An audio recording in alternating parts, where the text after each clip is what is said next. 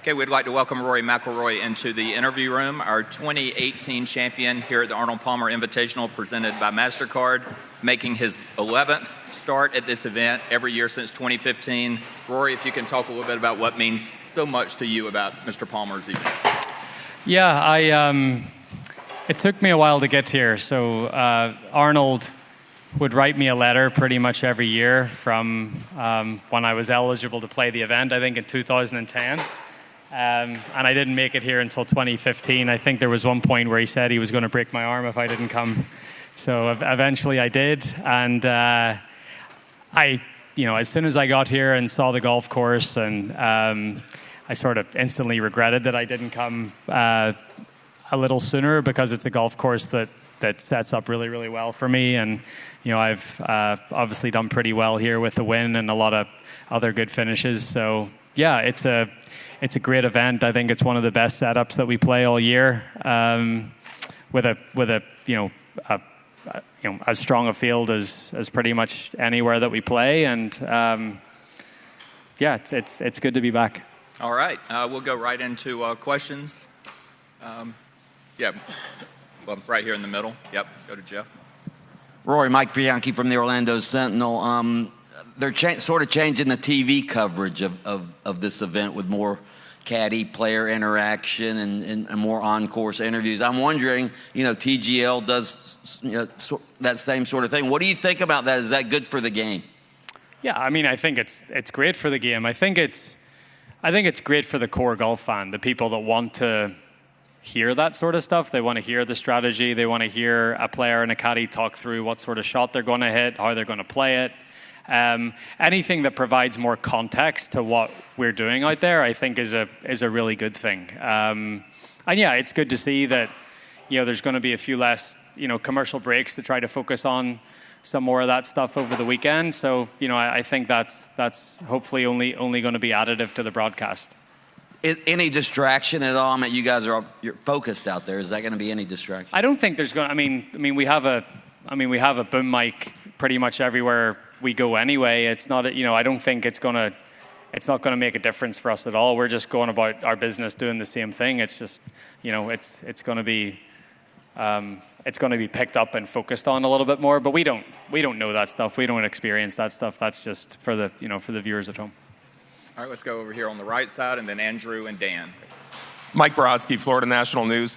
Rory, today in the program, you were paired with Nate Bargatze. Can you critique his golf game, and do you think he's ready for the PGA Tour, or should he stick with stand-up comedy? So I've gotten to know Nate pretty well over the last few months. I do this sort of a couple of day event up at a Hoopy Match Club in Georgia, and Nate came as well in December. So we've sort of kept in touch since, but I've loved his stuff for a long time. But yeah, no, he's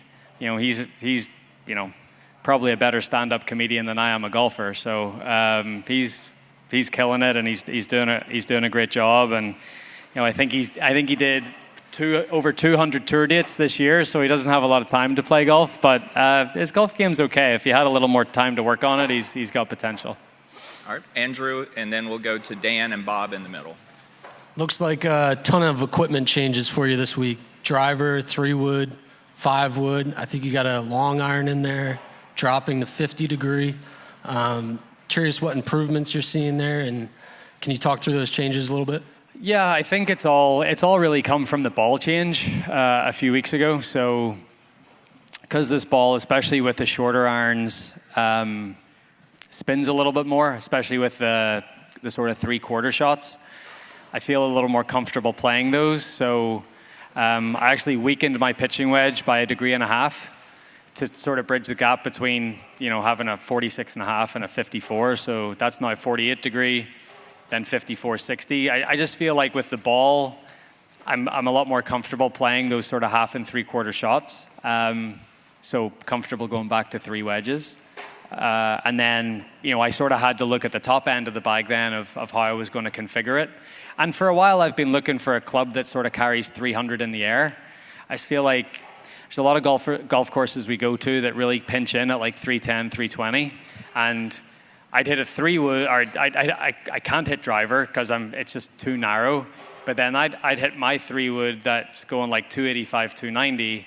But guys that are shorter than me are hitting driver, sort of 300 or 310. So I feel like I was at a disadvantage in some ways, even to like people that hit it shorter than me, depending on the course setup. So I messed around with the mini driver last year, but I just couldn't quite get comfortable with it. So I've sort of been playing around with like stronger 3-woods. So this 3-wood that I have carries like 300, 305 in the air, which is a really good club for me to have. And then I've went from a 5-wood to a 4-wood, and that 4-wood sort of bridges that gap. And then I've got the 3-iron that sort of replaces the 5-wood. So I've got a club that sort of flies 260, a club that flies 280, a club that flies 300, and then the driver. So that was sort of the reasoning behind them. And it just sort of gives me more options off the tee. Especially with being so comfortable at the other end of the bag with the wedges and hitting those 3/4 shots, it's nice to have those options up at the top end of the bag. All right, we'll get Dan and Bob in the middle, and then over to Luke. Ratings have been pretty good to start the season. TGL is been a big success. Feels like the PGA Tour is on a pretty good path of its own. Do you still feel like golf needs a deal? I think the narrative around golf, I wouldn't say needs a deal. I think the narrative around golf would welcome a deal in terms of just having all the best players together again. But I don't think the PGA Tour needs a deal. I think the momentum is pretty strong, as you say. TV's been good. TGL's been hopefully pretty additive to the overall situation, and. Yeah, I would say, again, I answered this question in Torrey Pines 2 weeks ago. Before, the landscape might have looked a little different then than it does now over these past couple of weeks, and I think a deal would still be the ideal scenario for golf as a whole. But from a pure PGA Tour perspective, I don't think it necessarily needs it. So. Okay, let's go Bob and then Luke. Rory, over the years, you've kind of taken a different approach to Augusta and getting ready. Have you settled on a way to go about it? Will you do anything different this year, or what you did last year? Did you settle in on that? Yeah, I'm still to make a bit of a decision. I'm going to play these next 2 weeks. I'll see how these next 2 weeks go, and then I'll sort of reassess. I don't like the idea of having 3 weeks off going into the Masters. So I may add one event, but I'm still between what event that may be. But it really just depends on how these 2 weeks go and how I'm feeling about my game. But I would imagine I'd add an event leading into there. It just depends on whether it's Houston or San Antonio. Does going to Augusta National in advance help, or have you done it so many times now that you don't feel like that it's maybe just a leisure trip if you're going to go? No, it helps. I think it does help because you can spend as much time as you want around there, like on those days that you go up outside of the tournament, and you're not under any pressure from like a time constraint, like having to get to media or having any other obligations. So, and it's funny when you want to spend 6 hours on a practice round, it doesn't feel like it's that bad. But like the week of, you don't really want to be out there for 6 hours, and it feels a little different. So I think being able to take your time away from the tournament and doing it is a nice thing. All right, we're going to go Luke, Shed, and then we'll wrap with Doug over here.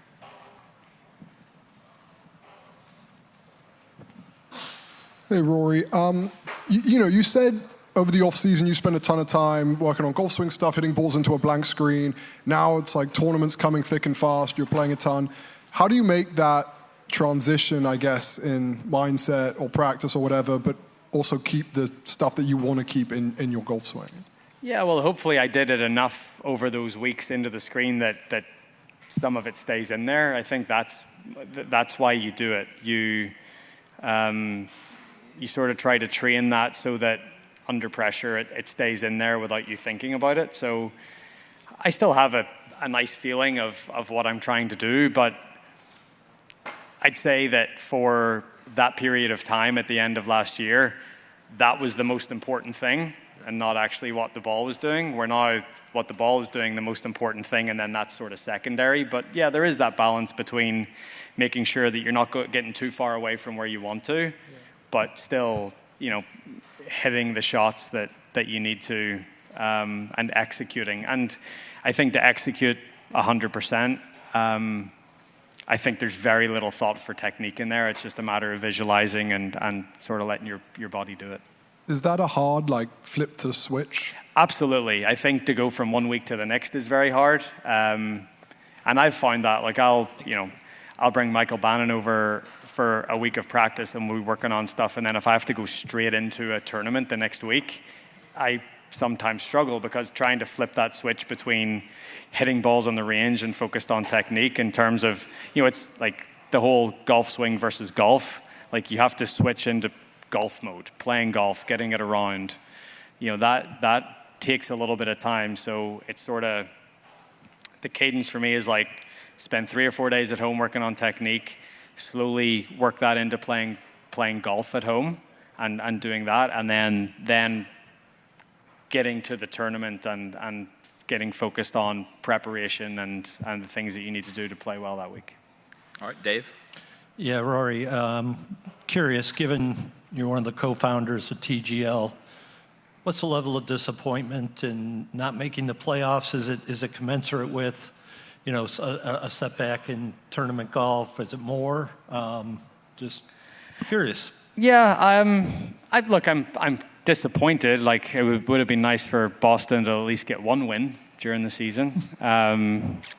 So yeah, disappointed, but also encouraged that, I think the thing is, for first season, you really were, we didn't really know how it was going to go. And I think the thing that I've been excited about is the player buy-in. Everyone seems to be having fun out there, enjoying it, and excited to play. So yeah, I would have loved to have been playing in the semifinal in a week's time or a couple of weeks' time. But there's pros. I'll probably still go and watch, and it's a fun night to be there and sort of watch the guys in a bit of a different environment. But I wish I would still be out there and playing and still be involved. But I wouldn't say it doesn't. I'd feel like if I missed the cut this week, for example, that would be that'd be a little more disappointing, I think. Just one other thing real quickly, not related. You said something about a bit of a sense of a different feeling with how you felt about reunification of the game, or the PGA Tour maybe doesn't need it as much. What has changed in those couple of weeks? Can you share an insight as to... Look, I think it takes two to tango. So if one party is willing and ready and the other isn't, it sort of makes it tough. All right, we'll wrap with Doug right here. Just to be clear, when you mention ideal scenario as a deal, any deal in your mind involves players getting together more than 4 times a year, not so much an investment. Yeah, absolutely, yeah. Can you figure out how that happens? I mean, their $1 billion would be nice too, yeah, but more. We'd all take it, sure. Can you figure out how that happens as it relates to LIV, or have you given any thought to that? I give a lot of thought to it a couple of years ago, but less now. No, I mean, you could create exemption categories that try to capture who you want to capture. Major winners in the last 3 years plus player champions. I don't know, but that's again, not my department. Does it seem farther away than it did? I don't think it's ever felt that close, but Yeah. it doesn't feel like it's any closer. Okay. And if you don't mind, one more. I thought there might be a chance. The one thing every player agreed on was they don't like the system at Eastlake, but I'm not sure how you feel since it's helped you a couple times, hasn't it? Three. Three, sorry. Do you have No, any- I've won at both iterations. Like, I Right. think the thing is, like, everyone sort of talks about the match play format, and like we don't have a match play tournament. So would Eastlake lend itself to match play, and would that be exciting? And it might be, but I think one of the comments has been, you know, we play stroke play the whole way throughout the season, and then to decide the FedEx Cup champion, we play match play. It's like, I don't know if that's the best way to determine the season long champion. It could be like I like the format. I like the idea. Kind of the brackets and the seating and all brackets that, and yeah. the seedings and all that. Like I really like that. But I just don't know if it's the right tournament for it. I don't know. If they get something done for this year, does it have to be right? You know what I mean by that? Yeah. I think does it have to be right? I mean, it has to be close to being right, but it has to be simple. I think it has to be simple. I think, if anything, we've sort of overcomplicated the whole thing in a way, and I think we just need to simplify it. Thank you. All right, Rory McIlroy, thank you, sir. Thank you.